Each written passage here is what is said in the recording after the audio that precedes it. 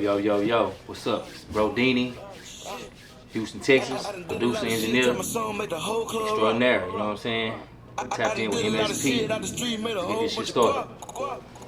I done did a lot of shit, got the pesos up with Diego. I done did a lot of shit, put a hole in a nigga like a bagel. I done did a lot of shit, I done did a lot of shit, I done did a lot of shit. Yes sir, man. We are back with another one, man. Back with a special guest, someone that people definitely know but may have not seen in a while. You know, for those that don't know or haven't caught up with you in a while, man, go ahead and introduce yourself.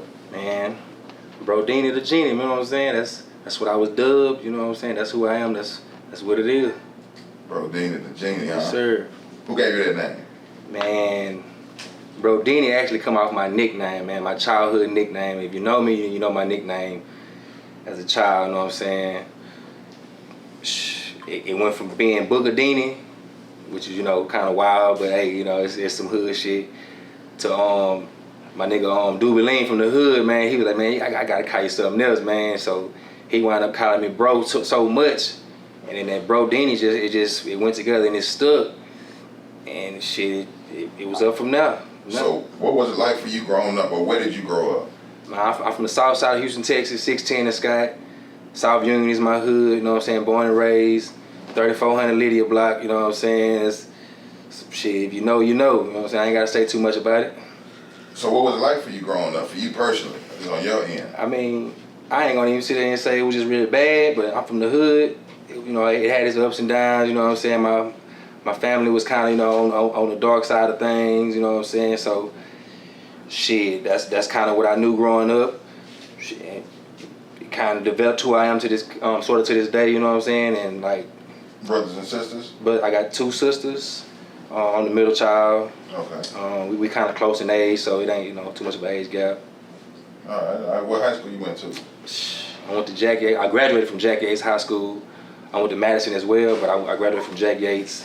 That's where I was supposed to be from the beginning. It's just, you know, nigga moving around, you know, family moving up, you know, moving to different parts of the city and shit like that. Mm-hmm. Yeah. All right. So musically, I know we jumping right into it, man. So when did like the music come to play? Like, was it from your childhood, or was it kind of like, I mean, you got into when you got, I guess, in high school? Man, honestly, I got into music after high school, you know what I'm saying? But it's really been in me since I was a baby, honestly, because my dad was somebody that was like highly invested into who ESG is to this day, you know what I'm saying? Like that's like my uncle, really, you know what I'm saying? Outside of my real family, that's like my uncle. Shit, he used to sleep on my couch and shit like that, type shit. Like he knew me when I was a baby, a bad motherfucker. That's what he used to call me, all type of shit. But man, musically, I got into it. My uncle, my mama's brother, my real blood, he always had a studio. It was since I was little. He always had a studio. I always had artists. I always was in, you know, in the music game. He did a lot of, you know, dabbling in the streets and shit like that. So a lot of people know who he was. So when I got into it, it was simply because, shit, one day we was out and about just, you know, rolling through the city. We pulled up on, I think we was at Faux Trace spot. Nah, what was dude's name, man? He had the apartment, was the Faux Trace brother or some shit like that? I can't remember who it was. We put up to somebody's house. AY spot. That's where we put up to the nigga's spot. We over there with one of my uncle's artists then, nigga named OT. Mm-hmm. And Doobie Lean, we over there, they recording and shit, so I'm just really in the back just chilling. I never recorded a day in my life, never seen studio equipment, never wondered about it. But I'm seeing how they putting this shit together, how they moving, and like I kinda got a vibe. I liked it, you know what I'm saying?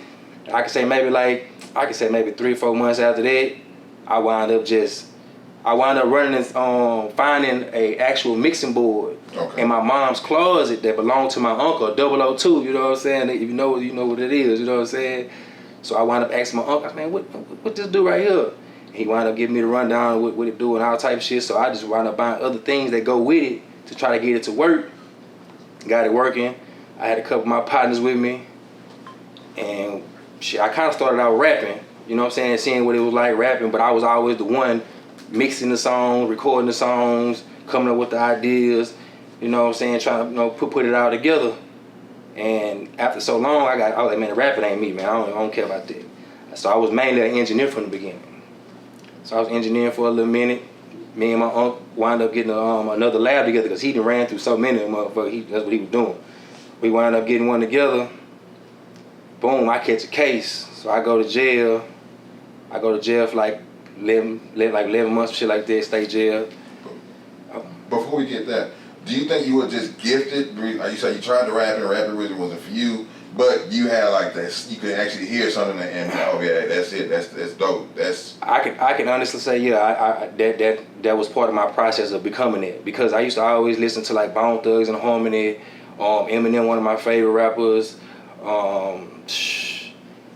man, really who? Gucci. Oh, now yeah, Gucci man was the one that really put me like, made me just want to, hey man, I gotta do this rap shit, man. This shit was too hard. Like I was with that Gucci man, the real Gucci, not the clone nigga, the real Gucci. You know what I'm saying? Big Billy. You know what I'm saying? There's shit in his mouth, that nigga. But yeah, like I can honestly say I hear drum beats and shit in my head, melodies I make so easily because it's just natural, comes out of my head. I never use loops. I don't sample much. I'm mostly self-taught in the keys. Yeah, like I lock myself in the studio for days and days and weeks and months on end. I really got them 10,000 hours. That's what he say. Mm-hmm. Yeah, I really done that. I done it. Like I got people who can vouch for that. I done it. Like I'm in the studio 4, 5, 6, 7, 8 days straight. I don't give a damn. Not going home. You know what I'm saying? Like trying to get this shit together. So I put all that work in. I wound up catching my little case or whatever. Went to jail, did my time. Uncle was holding the studio down the whole time I was in jail. So I come home really to almost nothing in my opinion, you know what I'm saying, from what I had worked up on. But how much time you had to end up doing? I'm not gonna get into the specifics. Man, I 11 months stay jail. Okay. That's it, you know what I'm saying? Something slight.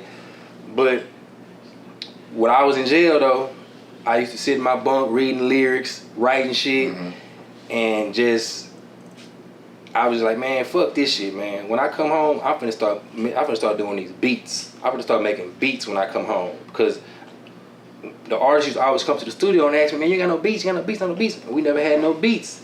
You know what I'm saying? So I was like, man, when I go home, that's what I'm gonna do. I'm gonna focus in on getting these beats, because I was like an engineer. I wasn't really doing too much. I was just recording you, mixing you down, and getting you out the way.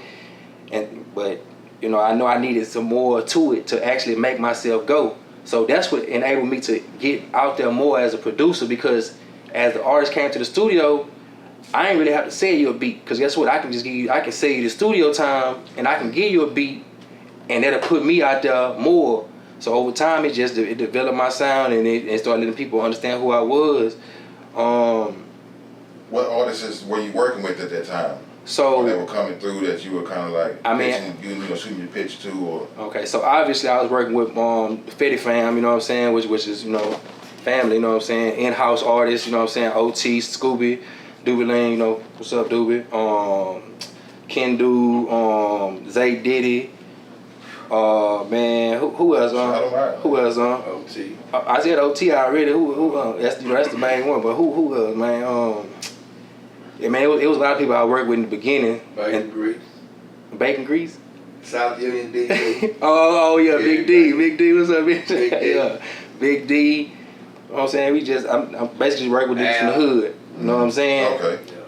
And so as I started, you know, wanting to just venture out more and just try to work with more people, because I was stuck in the studio. I ain't gonna lie, bro. That's what I was trying to get it right. Once I started getting it right, I jumped out in the streets. I started going to this club called Numbers. They used to have like a artist night, like type of shit, or like a showcase night. You know what I'm saying? And I used to just be in that motherfucker with other producers and artists and you know, fans and things of that nature. And I just wound up, you know, becoming, you know, friends with certain people, clicking in with certain people, locking in. You know what I'm saying? Like, you know, they come to the studio and work like this. So some of the first artists that I really popped with was a dude named Duck and a dude named Big Fats. Okay. We all had the same manager. Is that Track Whippers? Yeah, Track Whippers that's me. Okay. You know what I'm saying? Yeah. So we all was under the same management. Lady named Brittany. She helped me a lot in the beginning stages. You know what I'm saying? Showed me a lot of the business part. We kind of grew together because she was learning along the way with her artists and me as well. So like the first song that I kind of popped with, they got on the radio a little bit. You know what I'm saying? Back then was with Duck and Big Fats. It was called Two Turned Up to Go Home, some shit like that. I think it was Two Turned Up or Two Turned Up to Go Home, one of them. But yeah, I wound up working with them a lot. We did a lot of work together. We did a couple projects, and then as I grew, and you know, I wound up working with more and more people. Certain people started bringing me people. You know what I'm saying? Dude named Jay. He from the Southwest side. Dude named Jay from the Southwest side. He wound up bringing me Marcus Manchild. Okay, I'm familiar with him. You know what I'm saying? Mark was my boy. Like we locked in. Like that's my nigga to this day. We still cool. Working with bro like that, you know what I'm saying? We started getting the buzz going because he was with AMG, Boston George and them and shit. So, you know, it was kind of a good look in my opinion because I'm like, man, I ain't really got nothing going. So this is probably like the first kind of big artist I'm working with. Then I wound up linking with a couple other engineers, producers. My boy Ill Faded took me to work with GT Garza. GT Garza was kind of like, oh, this the first real artist I'm working with, like just to see the way he worked, the way he like recorded, how he critiqued his own music, how he like did certain special things, and it showed me a lot with him. So I worked with him for a little bit, and then I wound up the same dude from the West, Jay, he wound up bringing me Sosa. So I locked in with Sosa. We did some music, you know what I'm saying, for like a few months. I could say about 3-4 months in, we wound up getting the song called Did a Whole Lot. And man, we made the song, me, my DJ, nigga named Dun Deal. We in the lab helping them put the song together. Dun Deal came up with the hook of the song, and you know, Sosa went in there and he put his little sauce on it, whatever, and made it what it was. But the whole time we had been sitting on the song because Boston George was supposed to be on the song. Yeah, and then around that time, that's when the Sauce dudes kind of started getting that going on. You know what I'm saying? Walk, Sancho, shit like that. They popping up to the studio, fucking. Cause I kind of known Walk before the music, shit like that. But you know what I'm saying? We're not on that level though. So we in the lab, we working and shit. So they used to pop up to the little sessions, and they used to always just pop up in on nigga sessions, and that's kind of how bro wound up being on the record. Walk wound up just he had put some ad libs on the hook to make the hook more jumping, right? But we still was waiting on Boston George to send that feature, because at the time Boston George, you know what I'm saying, he was going, you know what I'm saying? Shit, I'm like, hey, yeah. So we wait for about good maybe like 2-3 months, bro, to get this record done, you know what I'm saying? He ain't do it. So we wind up just getting Walk do his verse. And literally, Why? I mean, cause he was already on the hook. They had kind of picked up more over that little 2-3 month span, like waiting for him to put that verse on, that feature. They picked up. Okay. Cause I remember recording Walk for the first time when he actually started doing it, his flavor shit, dripping it out there. Like I said, nigga, you finna pop, bitch. Like this 2000 maybe 13, I think. Okay, Yeah, like 2012, 13. I said, bitch, you finna go somewhere with this. I had to really tell bro that shit, like, you know what I'm saying? It's crazy.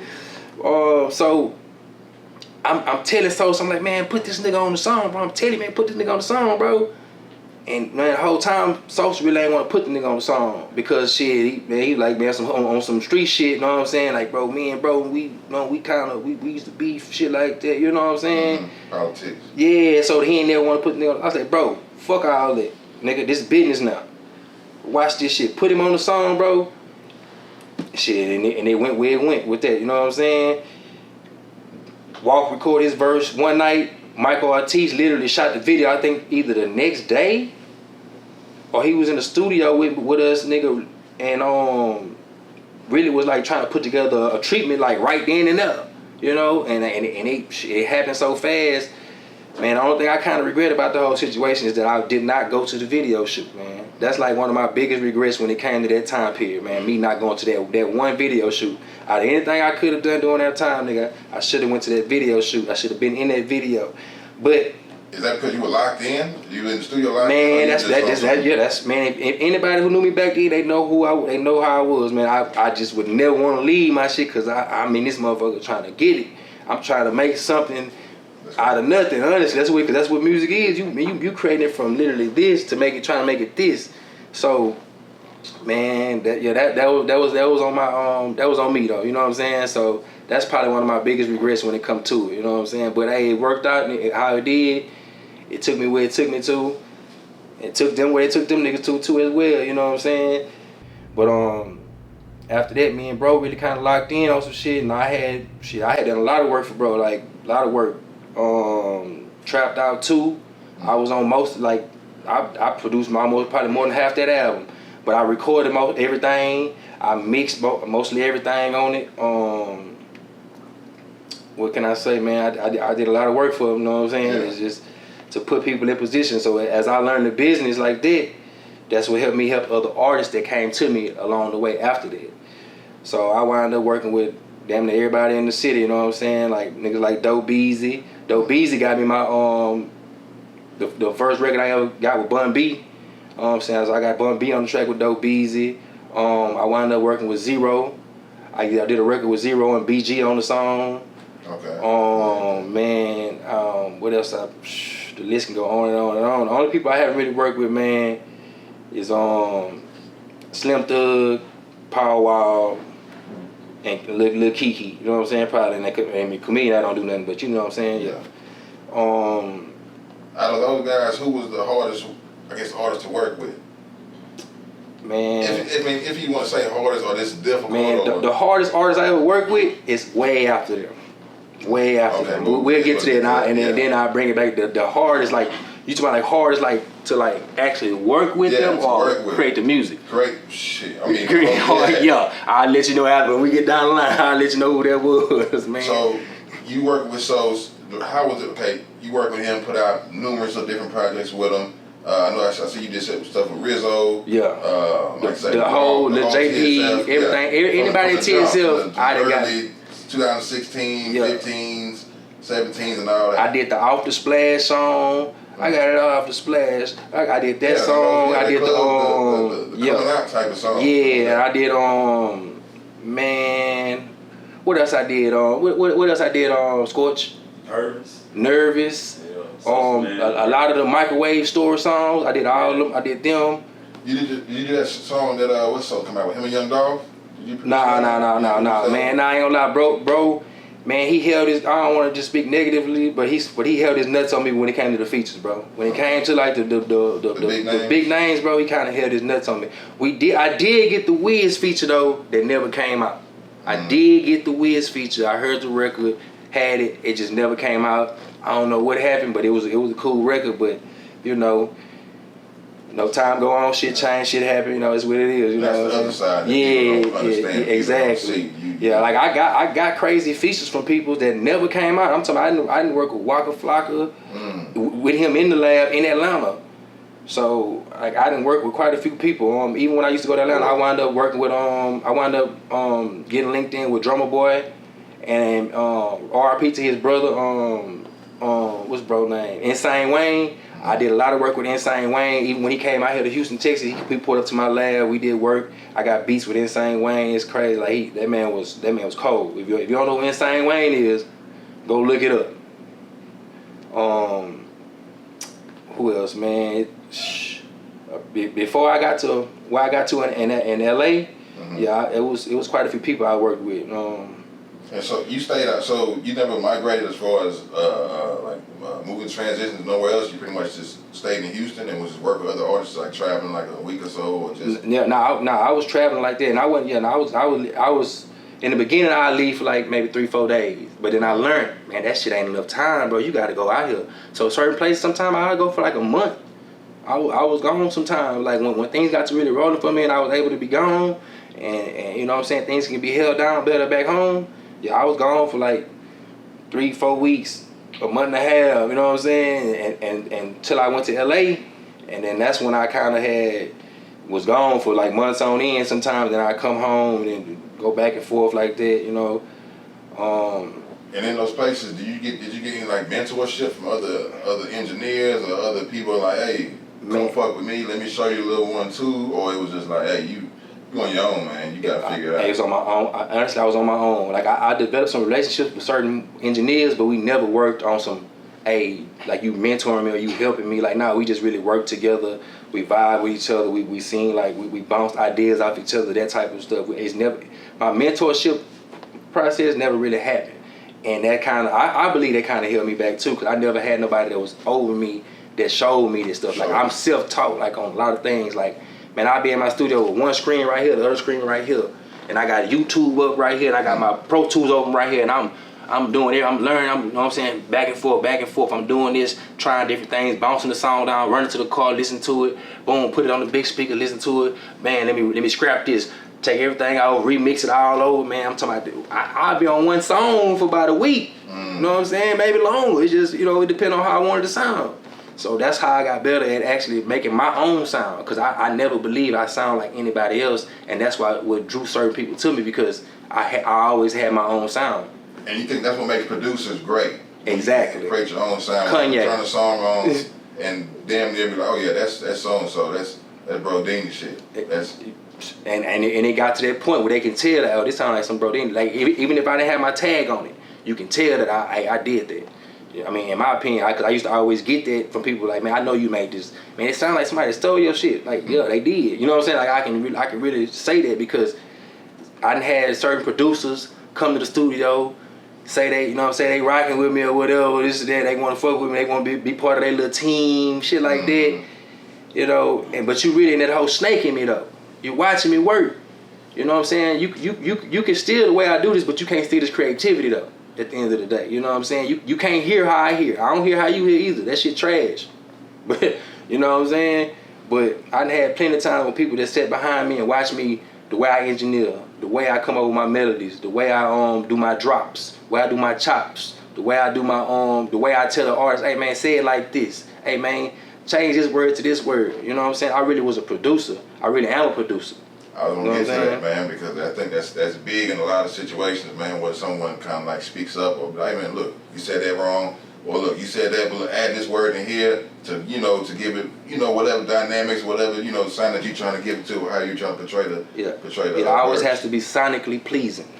You know what I'm saying? That's what you're looking for. You want it to be sonically pleasing to the ear. I don't care if it's aggressive or something real soft. Cause I was an R&B producer as well in the beginning before I got really into the rap. I was, you know what I'm saying, I like music. Like a lot of the shit today now, I don't deem it as music. It is, but I don't really deem it as music because a lot of people can't make music. You know what I'm saying? I don't care if it's rap or pop, R&B, country. Like music is music. The other shit is the other shit. You know what I'm saying? That ain't that.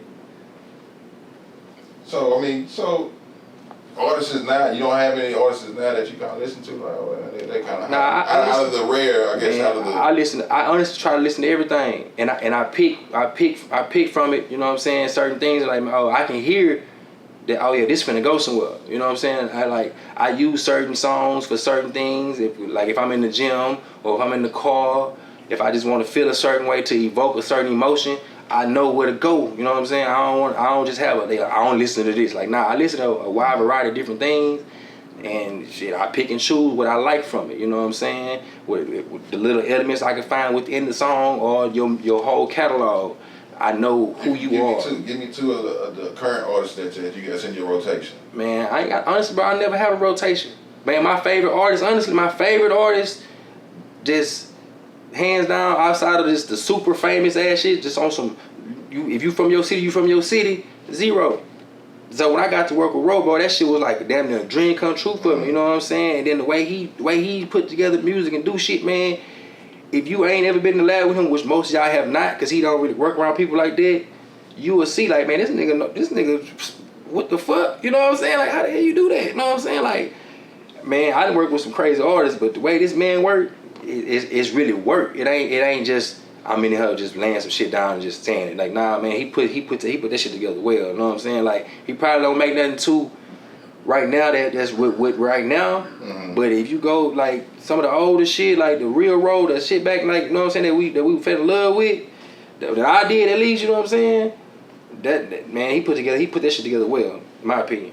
So you guys, well, it's pretty fast, pretty simple process for you guys creating what you guys created. Man, I don't want to say it ain't fast. Well, not say fast, but it was simple either. It was moving. It wasn't like, you know, you guys was stagnant. It was kind of like, man, you working, he working, so, y'all working at, you know, kind of like moving parts. So I got introduced to him through Just Brittany. I used to do a lot of work for Just Brittany. You know what I'm saying? We still cool, you know what I'm saying? She used to come to the studio, we used to be in that bitch, I was on in working, you know what I'm saying? Shout out to CMO, Crystal, they, you know what I'm saying, they brought her to me and showed me a lot of different things, you know what I'm saying, as well, outside of just working with her. But she the one that brought Ro to me. I wound up having to go to his actual house to record him. You know what I'm saying? I'm like, bro really took a nigga out to eat and shit and everything. I'm like, man, you know what I'm saying? I can pay for my own. Nah, nigga, you know what I'm saying? He really be, he a player, you know what I'm saying? From my experience with him, you know what I'm saying? Everybody got their own view on people, but shit, hey, you got to formulate your own opinion how you want to do it. Facts. All right, man. So shit. After you work with Ro, you start. Well, I'm saying after the music, not after the music. Out of town artists. Did you work with any like? I almost was a rumor, but I heard you worked with Ray J. Yeah, I was Ray J's engineer for about a year and a half, almost 2 years, and I produced a lot of records with him. Some shit, I got some things that's out, you know what I'm saying? That's how I wound up even working with Brandy. Okay. I got shit with Chris Brown that's out, you know what I'm saying? Records that I've done. I'm on the OHB mixtape, things like that. But that's the hardest artist I work with. That's the, like the process of working with this man. Say, man, it shows you who really an artist and who not. So how that happened, I was going to LA all these years, back and forth. So I just decided to go ahead and move, you know what I'm saying, out there. I'm staying with my boy McFane, you know what I'm saying, my nigga, you know what I'm saying. To this day, that's my boy for real. He I'm having to live with him out there. I'm staying in him and his mama house, you know what I'm saying? But shit, that's my mama too, shit, you know what I'm saying? Like that's how locked in we are, you know. When I moved to LA, I wound up having to, you know, get out there really, cause I ain't really know too many people, you know what I'm saying? That's kind of a hard environment to really get on when it comes to music, cause you out there with some really, really musical inclined people, like natural talent and people that have been hunting their ability since they were so little, because they parents and things like that, they come from that type of, you know, background. I ain't come from no real musical background like that, like, or people that just understand the business and how to actually make music. Like we did music, but it's like it's different when you actually know how to make it, you know what I'm saying? So I wound up being out there. I wanted to run into this little white dude named Brandon, right? Come to find out,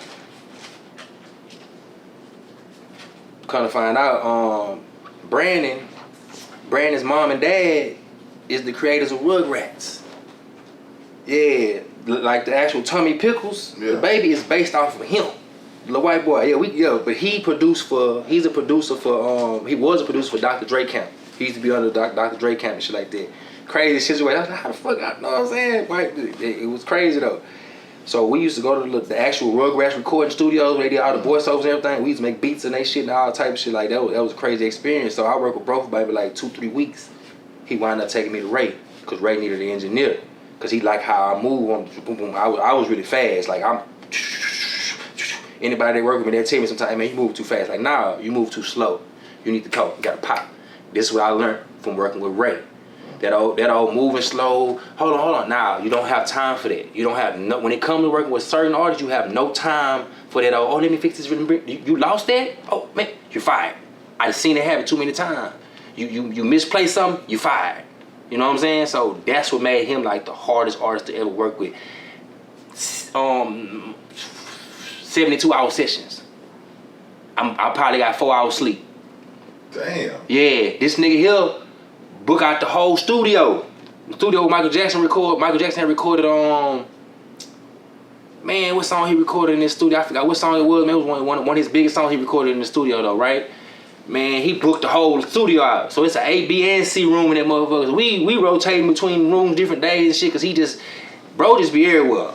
You know what I'm saying? Like the shit y'all be saying, he really like that, but he really a cool nigga though. You know what I'm saying? He really a player too. Like when it comes to, he really a player. But man, he got us in different room, moved this. Dude wound up bringing a whole motherfucking bed and put in the fucking booth. He put a king size mattress in this booth. This booth bigger than this building. The booth bigger than this whole building. No cap. The booth, nigga. Crazy. The booth, not the lab. The booth, bigger than this whole building, tall and everything. The booth, not the lab. The booth. I'm gonna keep saying it so you understand what I'm talking about. The booth, nigga. Yeah. But they had a party in that whole Chris Brown had a party in that bitch in the booth. If you been to a party with Chris Brown, you know how many people in that motherfucker then. He in the booth with everybody and in the lab. That's how packed out it is. know what I'm saying? So he got a whole mattress in the booth just so we gonna go to sleep. I ain't bet. You got a mattress in the other room too. You go to sleep. You know what I'm saying? We ain't leaving this motherfucker though. You leave, you gonna miss out on something. You know what I'm saying? But I wound up meeting a whole lot of people through Ray. You know what I'm saying? Ray kind of held me to a certain standard, man. Like even on the business part, like when it came down to the people paying me and everything, man, he made them people pay me the most. He made people give me a lot of money for certain things. I wound up getting a record on the Love and Hip Hop. Okay. Man, it was on one of them. Matter of fact, it was on 3 episodes though. But the record was rolling. I still get paid to this day for that. You know what I'm saying? BMI, shout out. You know what I'm saying? Yeah, But yeah, man, that was the hardest artist I ever worked with, though, bro. Cause it was just so intense. So when I wound up moving back home, my mindset was so different. Especially with the people I work with, it kind of scared a lot of people off. I was cool with it. It weeded out a lot of the problems I didn't need. Like, you know what I'm saying? Because once it was about the money, then it got to the point where, hey man, I need some better quality music, quality work. You know what I'm saying? Of course I'm gonna get paid. The quality gonna get you paid more than that bullshit. Honestly, you know what I'm saying? So, I'm the way I moved, the way I produced the records, the way I record you, mix it, everything. I was just different when I came back, completely different. You know. So, you know what I'm saying? And then I wound up getting me an artist, nigga named Scorch the Money. You know what I'm saying? I was locked in with bro. Shit, we's been in the lab. We kind of grew up together in a sense, you know what I'm saying? I've been knowing bro since maybe like middle school days and shit like that. When I used to stay in Windsor Village, you know what I'm saying? I know a lot of niggas from over there and shit, so I wound up locking in with bro. He was my artist. He never was a rapper, but when he came to me, he had started rapping. And then shit, hey man, we gotta switch this up. I created a style for him in a sense, you know what I'm saying? I made him start recording different ways, thinking different ways on how to do the music, understanding that, hey, these niggas really ain't, you know what I'm saying? They working, but it's like they not trying. You know what I'm saying? When you really trying with this shit, you ain't just coming to record for an hour and it's hey, I'm done. Like nah, bro, you did it, but it's not done until it's done. It's a whole process when it comes to creating real music. You know what I'm saying? It ain't always gotta be a hit record, but you want good records, great records. It ain't gotta be the best one ever. Lead up to that. Yeah, you gotta over time develop your sound, and that shit comes with practice. That's what you go to the studio for every day. You should be able to make a song every day. If you're a real artist, you should be able to make a song every day, at least one song every day. Even if you don't put it out, that's you leveling up every day. That's you, you know what I'm saying, putting that effort in. Practice, nigga, like, you know, practice. That's what you're supposed to do when it comes to this. You can't just go down and just, hey, I'm the one. Like, nah, it's good to have the mentality, but you ain't the one until you know what I'm saying, you really doing it. Thanks. So I take it as you're more a producer that likes to be in the same vicinity with your artist working versus, hey, you send me something over, I'm gonna lay something, send it back. I'm gonna hear it. If I fuck with it, cool. Now I'm gonna send something back. You're gonna kind of go back and forth, back and forth, back and forth. I never really like to email anything. Because it's been too many instances where I would email a beat to somebody. Or beats. How about that? Just beats. It wouldn't even want to be beats. And I wouldn't get nothing back. Fast forward, they come to the lab. Nigga like me, like, oh, I got your ass, don't worry. You come to the lab. Most of the time, I'll make the music in front of you. And the people who really work with me, they know, hey, man, he making that beat in front of you, and it ain't taking no 2-3 hours to make this beat. I'm finna get this melody down, get this bass line. I ain't got no drums yet. We finna get these words before I put these drums on here, cause the words gonna dictate how these drums go. You know what I'm saying? So we used to do that. So say I send the beats out, right? Email. I'm trying to get with the program, right? Cause you don't want to come. All right, bet. So when I finally get you to come, I'm finna play these same beats over for your ass. That you ain't. Yeah. Man, why you ain't send me this? Say, my boy, you can go and leave right now. What you mean why I ain't send this to you? Pull that shit up and pull your email up. I skipped over there. I know you did. I know you did. Cause you listening to it from your fucking phone. You ain't really listening to me. You ain't trying to vibe. You don't know. You ain't doing it the right way. Facts. You do it the right way, you gonna understand. You know what I'm saying? Oh man, I like this. What the hell? What this is? Like, you know what I'm saying? Like, put it on something where you can feel the music. That's what music is, a feeling. It ain't no just a lot of people don't have a feeling when it comes to music. You know what I'm saying? They just know what they see and what they want to do. Like, nah, you gotta feel this music first. You You know what I'm saying? It's in you. It ain't what you can just say. It has to be in you so it comes out properly. That's why I always tell man, you ain't got no melodies, your delivery gonna be trash. And if your delivery trash, you're not sonically pleasing. That's why Future, I think he had Man. sustained so well. His melodies, he's know how to. Or maybe it's his producers that we work with, but it's called top lining. So top lining is what he do for real. A lot of people should know what that is. So say if you get a beat, it could be an incomplete beat. It could be just the melody going. It could be just the bass line. It could be just the drums. I don't care. But if it hits your ear a certain way, and you can that's you top lining. That's you getting the vibe for what you want to do till you find the right thing. So you get in that booth and you put them headphones on or wherever you at, and you let that beat just run through. Don't worry about trying to put some words down, man. You can just say the most wildest shit you want to say, but say it a certain way. That's how you figure out how you should approach this track. You know what I'm saying? Every track, especially if you're not a writer.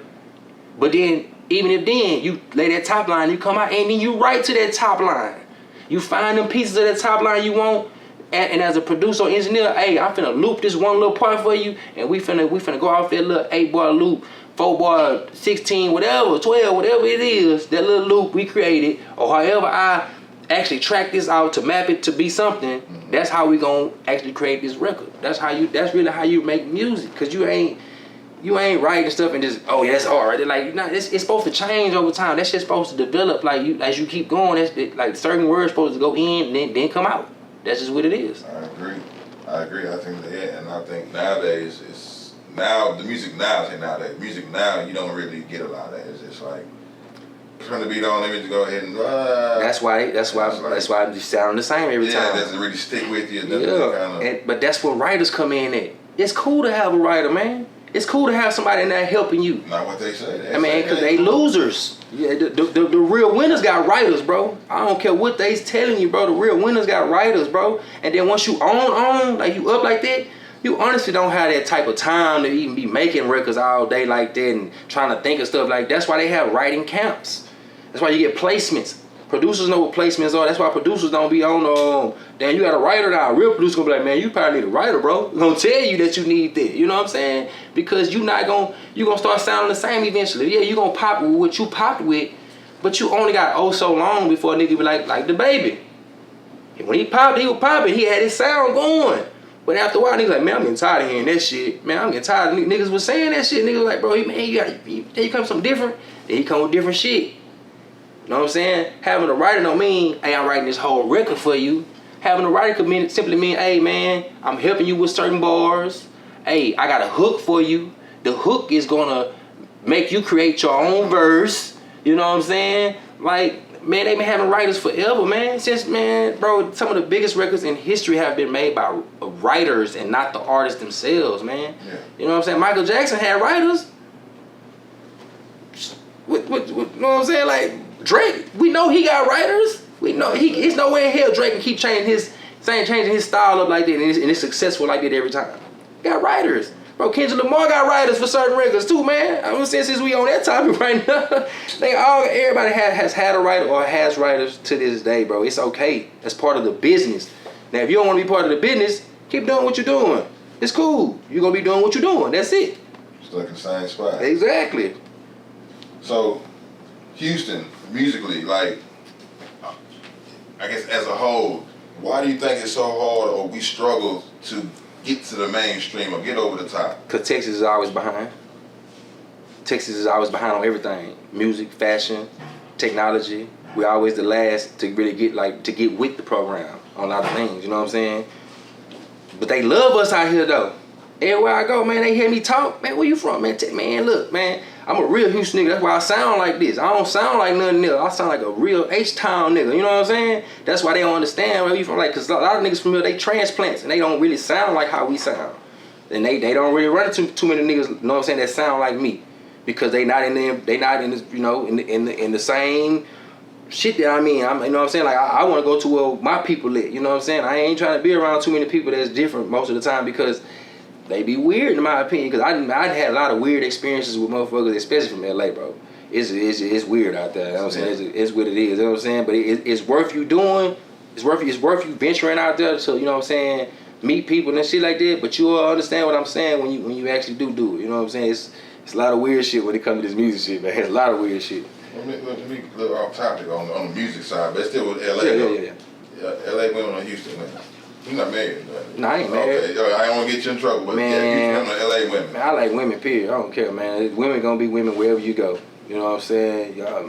White, black, purple, brown, blue, whatever you is, you know what I'm saying? If I can find something about you that I like, I fuck with it. You know what I'm saying? You like it, I love it, baby. So the beautiful women everywhere, not man, yeah, they all over the world. What do you say with Bobby Valentino?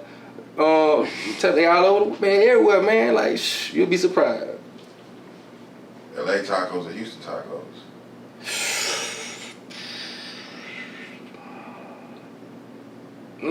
I can't even really say, man. I ain't gonna lie. I mean, price wise, Houston tacos. But the prices, yeah. The price, man, you go to LA, you get a taco down to $5. I'm like, man, the little ass motherfucking $5 ass taco, man. What the fuck is this? So, you know, we eat big out here. You know what I'm saying? We one of the fattest states. So shit, we eat big out here. This is what it is. I need more food, player. This ain't gonna work for me. But now, Rwanda, back to you said about just Houston or Texas being Texas being just slow. Me personally, I think just Houston is just not a lot of outlets besides like the major labels. I rap a lot. You only got like, you know what I mean. So a lot of people don't really want to go that route per se, just from other people's experiences. Like, I mean, I don't want to. I mean, I'm my fault for cutting you off, but it wasn't too many outlets. Now the year we in right now, Houston is the city. That's why you see everybody out here now. Everybody wanna come visit. Everybody wanna come move. You know, until it get hot or this hurricane shit happen. You know what I'm saying? And they're like, God damn, I'm gonna go back home. Like, nah, nigga, this is what we go through. You gonna have to adapt. Shit, we gotta adapt to y'all environments when we go see y'all. You know what I'm saying? Cold as hell in New York, dry and hot as hell in LA. Shit, Miami feel good. You know what I'm saying? That's probably the best feeling to me. Like, you know what I'm saying? It feel good out there. You know what I'm saying? Make my hair feel good, all that type shit. But, man, we used to be slow on a lot of things, but they bring a lot of the outlets, a lot of the markets are coming here. They coming to Texas.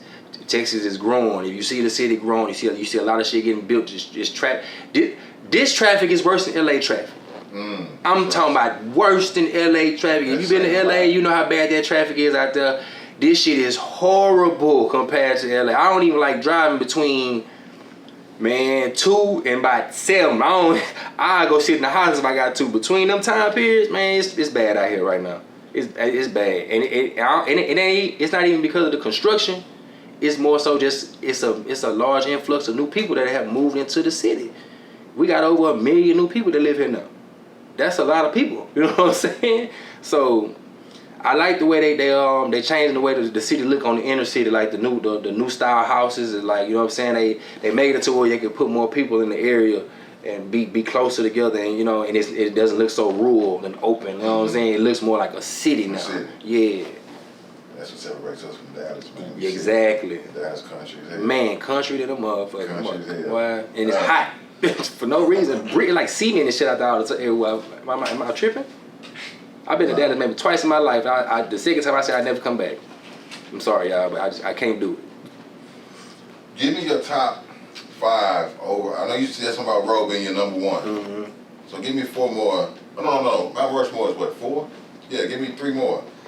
3 more Houston artists. Houston artists? Yeah, Houston. Just give me your top 4. Mount Rushmore. You said Roe, so you got 3 more. Man. I'm talking about from Houston, man. You know what I'm saying? So I can't. I would say Pimp. You know what I'm saying? I'm talking about. We talking about from Houston, though. Man, I hate to, you know, just keep it at that, man. But I can't really think of nobody honestly that I was just jam. That I literally would jam in the car, in the gym, in the studio. I mean, you know, I fuck with bro, like walking them right now, you know what I'm saying? He be making some shit I'm getting jiggy with, you know what I'm saying? I fuck with that. You know what I'm saying? That's my boy. We talk on the regular. Who else? Man. Ever? Kiki. I used anytime Kiki talking about a slab, I'm listening to that shit. Anytime nigga talking about putting together a car coming down, Kiki, that's I'm gonna go listen to that nigga over anybody else slap songs. His slap songs is gonna kill you. Now rapping wise, Killer hard as fuck. Killer Kylie on hard than a bitch. When it come to rapping, his freestyle game probably hard than a bitch. Like one of the top to me. For me, you know what I'm saying? For what I listen to, like I grew up, you know what I'm saying? I mean, I can say I listen to some Screw Tape and shit like that, but I never was that was never my shit. Like, you know what I'm saying? Not to put that down, I just never was a Screw era nigga. You know what I'm saying? I deem that part of my uncle era. You know what I'm saying? My uncle done been in the lab sitting down with them niggas while they making them tapes. He what wasn't the first Screw House in the hood or some shit like that? Where was it? First place I went was on Broadway. Okay, what didn't you say it wasn't the hood or some shit like that? Nah. Or close to the hood? That's schoolhouse. Yeah. So you say Walk. Shortstop Records was in the hood. Oh, okay, that's okay, yeah. So Walk, Roll, Kiki, and then what was the last one you said? Oh, you didn't get to Killer. the last one. Killer. I put Killer up there just because Killer can't really rap, bro. Like no, for sure. Like I could put some other niggas up there, but it's like This is yours. This is you. I can't really like listen to certain shit too much. Like if I can listen to you, I can listen to you. You know what I'm saying? I can listen to albums, songs, shit like that. That's cool. I don't want to be like, yeah, this one song, this one, like, you know what I'm saying? Like, and I'm from the South Side too, so I'm biased on a lot of that too. So hey, man, you know what I'm saying? South Side for live, goddamn it. So, your producing days, or your I say no era of producing days, but when did you stop? Or when did you like? I guess put the computer up. I never put the computer up. That mother, this bitch hooked up. Okay. I just it's in my other room or walk away. I just could never a couple steps away. My fault. I've been on a hiatus because I already kind of lost my passion for it. You know what I'm saying? Because like a lot of the stuff started getting watered down. It's so many people that can do it now, and they not even doing it. It's just like and it's cutting out a lot of the business part of it. And I'm like, man, y'all ain't really handling y'all business. Y'all just doing it because y'all see other people doing it, and y'all know y'all can go to Guitar Center and spend about $200-$300 and you got a whole setup. But shit, man, I come from being in real studios, real labs. I'm talking about millions of dollars of equipment in this motherfucker, like making you sound so pristine. When you come about that bitch, I don't gotta mix that bitch. You done recorded, I done ran this bitch through so much shit through the board, nigga. This bitch sound like I mixed it right then. That's kind of what I came from, especially when I was working with Ray. Yeah. You know what I'm saying? Like I was in some of the best type of shit. Like it wasn't no. So once they started having like the home studios and shit like that, COVID kind of killed me. COVID kind of killed my whole passion for music and shit like that. Like it's recent though. That's not too far. that's why I said I've been on a hiatus It's been about 4 years, bro. I ain't really been trying. You know what I'm saying? It ain't. But I was living in LA during the COVID. Oh, okay. That, you know what I'm saying? So I was not here when y'all was just really running the muck out here outside. Out there, they wasn't letting nothing. Man, listen, you was on chains and that bitch. You wasn't coming outside. If you was, they asking you why you out here. If not, you finna get a ticket, probably damn near go to jail. I ain't had time for that, man. Nigga, I'm from Houston, Texas. I ain't trying to go no LA jails. I don't gang bang. Right. I ain't trying to do none of that shit. You know what I'm saying? So y'all just kind of had lost my passion for it. But I always know I can do it. I hear the shit. The way I hear music is just the way I hear it. You know what I'm saying? Like I've never sounded like somebody else. I can't mimic another sound. I can't mimic a beat. I can't mimic, you know what I'm saying, melodies. I make my own from scratch. That's what I was built on. That's why I don't believe in the loop era shit. You know what I'm saying? I sample like some shit, some old school shit, but like y'all niggas why they sampling. Like, nah, I mean, that's a loop that you got. You cut a piece out that bitch and you put some whack ass drums behind it with an out of tune 808, or your bass line don't match the key to this, right? You don't understand how to actually put the music, mesh it together. You know, that's just that. But that's my opinion on it. You know what I'm saying? That's what kind of derailed me from wanting to just you know what I'm saying? Because it's like, man, just everybody doing this shit now. You know, so well. Do you have those urges to ever be like, man? Oh no, I'm back. I'm back like straight drop. I'm back like some straight drop. Trap whippers, nigga, for real. Like yeah. But your business got to be together though. If your business ain't together, I don't want to work with you. Honestly, I don't want to just do it just to do it. I want to make sure you actually putting the effort in to do the extra work, because the extra work is what will make your artist. 10% of this shit is in the studio. 10. Now the other 90, you got to get in them streets. You gotta go to them different them different cities. You gotta be in the right room with certain people. You know what I'm saying, man? Get you a real manager. Get you a real PR. You know what I'm saying? Stick with your engineer. Stop going to different places. Stop letting your sound get all misconstrued and this and that. You know what I'm saying? Like do something. Like do something to where it's like, you know, it's you. I want when people hear this shit, they know it's you. They don't want to second guess or feel like, oh, who you went to do this? Well, this sound like so and so. You work with bro? It's like, nah. I want them to know that's you. I don't want them to start feeling the other type of way about it. You know what I'm saying? Mm-hmm. So within those 4 years that you were just doing different things, I see you getting your health together. I see you know, your fit game and your training and things of that nature. So what's been going on with that? Man, so I started working out just because I was always a skinny dude. You know what I'm saying? Like small. So I just got tired of looking like that. You know what I'm saying? I had to really reinvent myself in a sense, you know what I'm saying? Hair and everything, you know what I'm saying? I just had to get it all together because I got tired of looking regular. That's how I always felt. I kind of look regular. Even though I'm a good looking dude, you know what I'm saying? But I got tired of looking regular though. That's just how I felt. So, man, I just started working out, going to the gym. I had got me a trainer. My boy 2-Ton Tommy, you know what I'm saying? To this day, that's my coach. You know what I'm saying? He was my trainer at first, but now he is my coach, you know what I'm saying? Because I went over to the bodybuilding side.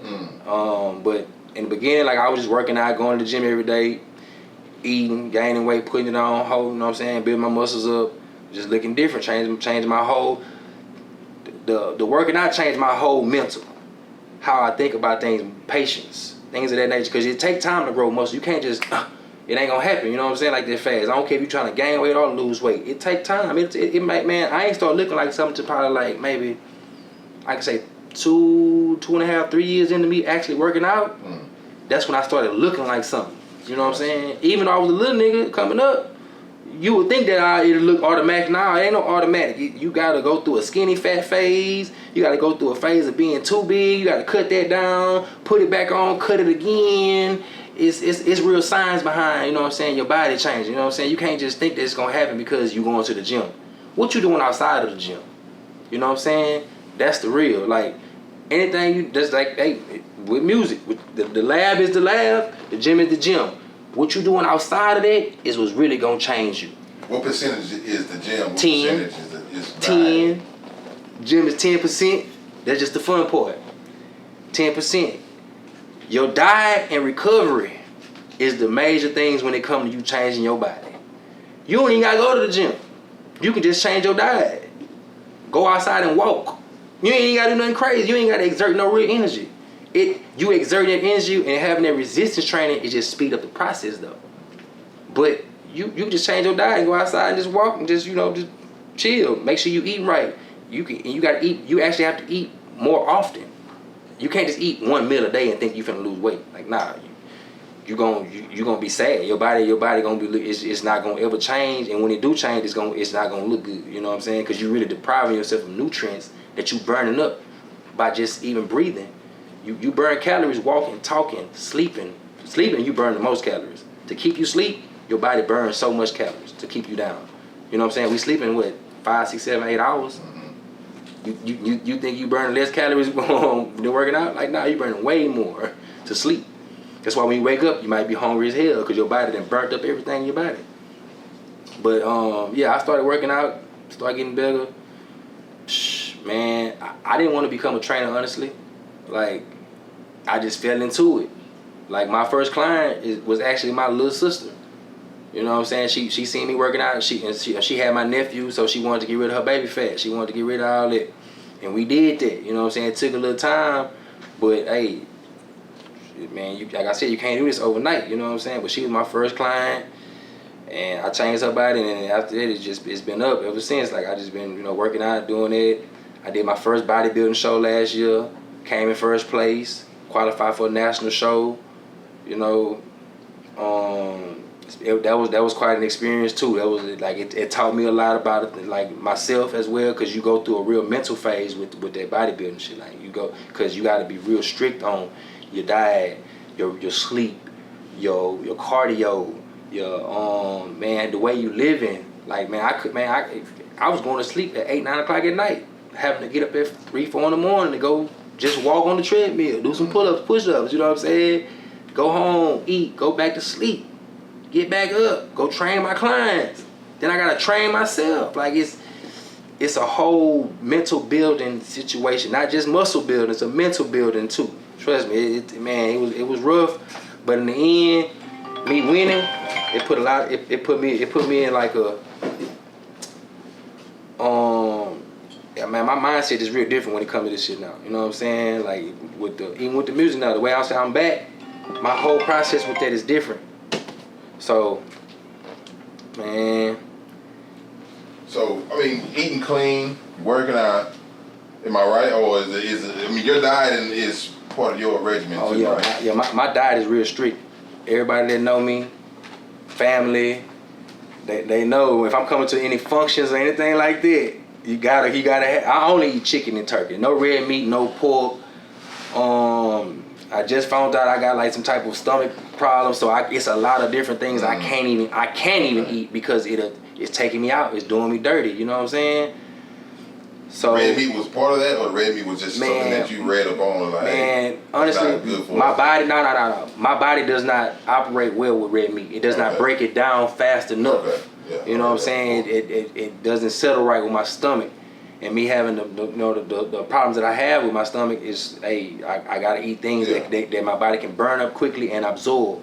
If it's like, I just found out I can't even eat watermelon no more. Yeah, man, I can't even eat watermelon, bro. Crazy, man. That's crazy. Anything high fructose, I can't eat it. Certain berries, apples. Yeah. It's just a lot of things, man. Crazy. Yeah. So I'm big on my health. So, like I said, if I'm at any function, sometimes I might not even eat because y'all don't have the proper size. You didn't certain foods I don't eat. You know what I'm saying? You ain't got no turkey burgers. I can't eat the burger with you. You know what I'm saying? Your perfect meal, then. Yeah. What's your perfect meal? Man, chicken, rice, and vegetables, man. What you mean? I'm just trying to see. I mean, for my standpoint, that's the perfect meal because what else can you eat? When you go anywhere else, there's nothing new under the sun. We ain't eating no dinosaur meat, nothing like that. Sure enough. Shit, like unless you go to other countries, you eat some kangaroo or some emu or you know what I'm saying, some weird. Find some of that shit around here somewhere. Man, I don't want to eat none of that shit though. I'm gonna eat all types of shit. I ain't trying to eat none of that, man. That's cool. That sound a little. I don't know. I might give it a go one of these days. So, like looking back at all the decisions, everything that you've done, your decision making, the relationships that you've had, and maybe I guess split ways, parted ways, whatever the case may be. Do you have any regrets, or do you have anything that well, I wish I would have done that different. I wish I would have mended that relationship a little bit. Besides, something about the video. Honestly, bro, it was an incident that happened at my studio to where I had lost a lot of my equipment at one point, and I really felt like had I just been home and not been trying to be away, because I had this was before I moved to LA. And I just just kept doing what I was doing instead of just jumping too fast into something else. Cause at one point I was consistent with every day. Boom, it was popping every day. I had the lab roll on 2-3 different artists. Boom, boom. I'm making things happen. A lot of people coming through. When that happened, that was kind of the downshift for me right there. You know what I'm saying? And it like, I always felt like, damn man, had I just really stayed home, bro, or came back sooner. I felt like I could have prevented a lot of the things that happened, you know what I'm saying? But man, God do things for a certain reason, you know what I'm saying? He puts you in certain situations to see how you gonna respond. You know what I'm saying? So I responded the way I did, and I had to take this break. I had to take that hiatus. I had to, you know what I'm saying, to really just get my mental. It wasn't until like I just recently felt disrespected. Just recently, I felt like some dude tried to tarnish my legacy when it came to this music shit. Cause I know, man, I'm part of this Houston culture, bro. I don't care what nobody say, bro. I helped a lot of people, bro. Like I did a lot of work, even work shit that y'all didn't see behind the scene. I talked to so many people, just sat down. You know what I'm saying? Gave them game. Probably ain't even recorded them. Probably ain't even sent them a beat. But I didn't instill so much game into certain artists, bro. I.e. Peso. You know what I'm saying? Had it not been for me, he wouldn't be part of the sauce. He'll tell you that. He got a whole interview about it saying it, bro. He used to literally come to my studio way from, where the fuck he from? G-Con, way from Galveston. He way out there. He's coming to my shit just because he knew that the sauce niggas was recording at my shit. He used to come with his brother, Julo, all the time. He used to come to my shit, you know, and be in that motherfucker, you know what I'm saying? And this was years before he got signed with TSL. I used to always tell Walk, man, bitch, can't sign this. I'm trying to tell you, nigga, sign this nigga, bro. He gonna be TSL Mexico. I'm trying to tell you, bro, really kind of, you know what I'm saying? You a visionary. Bro, I was telling the nigga this shit about 2-3 years before he actually signed, bro. You know what I'm saying? And boom, man, I learned to be a dot connector from Ray J. Me watch how he moved around the city, link people in, like, man, that's how I learned about the writing shit too. I used to watch Ray go in the booth, make a record, and be like, man, I'm gonna sing this to Chris. He'll send it to Chris to take all the shit out, not all the shit, but most of the shit, and leave like background shit, and that's his record. That shit showed me that, like, hey man, these niggas is really like, that's how you work. You know what I'm saying? Like, when you really want something to happen, you gotta learn how to work different ways. It ain't always gotta be your record. It ain't always gotta be about you. Music is a collaborative, like, thing. You know what I'm saying? You ain't, unless you think you what's the nigga name? The nigga that make his beats, record himself, nigga with the habit. He ain't popping no more. Cause he ain't popping no more. That's why we don't know. It don't even matter. Yeah, shit. But yeah, man, it's a collaborative thing. You can't just really think you can do this by yourself, dog. It's not gonna happen for you. You don't know everything. You can't do everything. You don't know enough people. You ain't doing enough work. That's just what it is. You gotta let people in on it. You gotta let somebody help you. You got to. Wise words.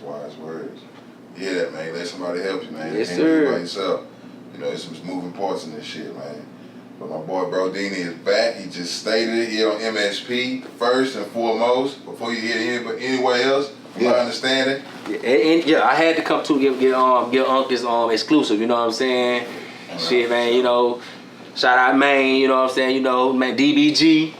You know what I'm saying? My boy, man. Shit, I had to come for blessing one time. I appreciate you, man. We definitely got to do this one more time. We got to do it again. Oh yeah.